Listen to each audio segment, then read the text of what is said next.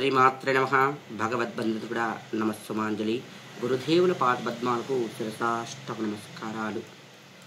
13వ తారీఖు భోగి పండగ.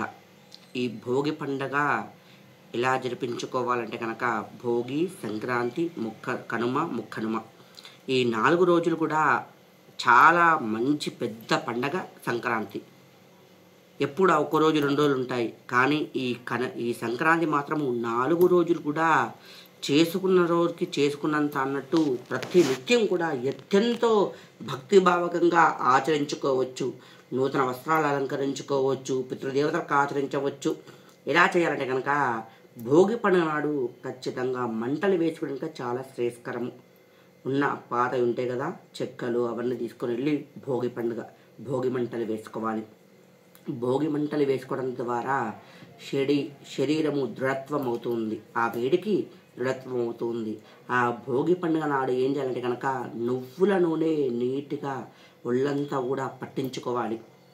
ఒకవేళ కనుక నువ్వులను కుదిరిన పక్షంలో నువ్వులు అంటే కదా మిక్సీకి పట్టేసి ఆ నువ్వుల పిండిని ఒళ్ళంతా నీట్గా రాయాలి. ఎందుకంటే కనుక ఒంట్లో అనేది ఈ వాతావరణానికి వీక్నెస్ అవుతుందన్నమాట. ఎప్పుడైతే నువ్వుల నూనె కానీ నువ్వులు కానీ ఒంటికి పట్టించామనుకో ఆ బాడీ గట్టి పడుతుందన్నమాట.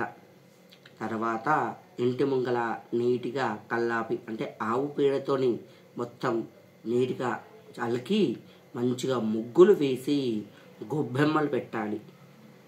5 గుమ్మాల పైన కూడా పెట్టేసి నవధాన్యాలు, చెరుకు గడలు, గరిక, తెల్లపిండిని దొరుకుతుంది అనమాట.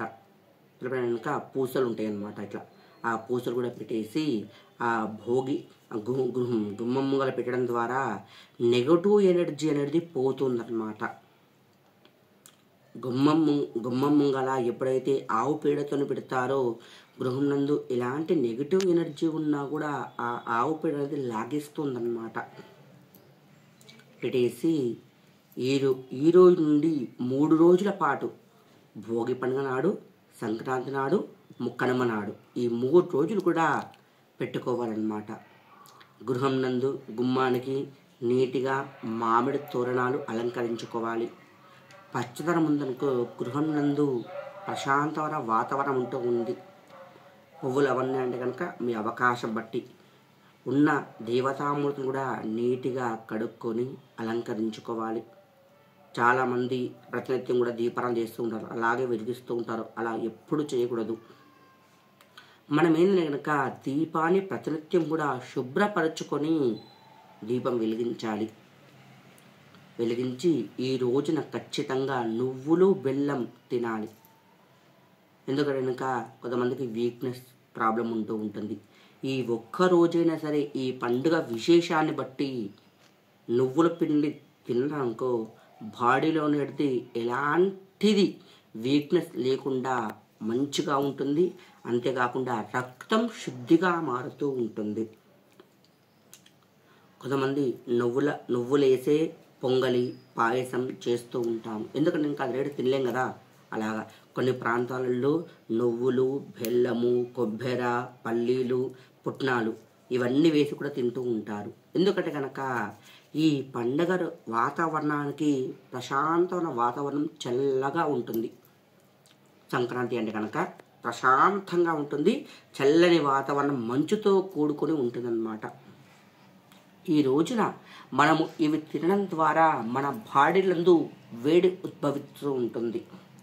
అందువల్ల ఆ వాతావరణానికి మనము ఇబ్బందికరంగా సమస్య లేకుండా దగ్గు, జలుబు ఇలాంటి బారిన పడకుండా కూడా ఉంటాము.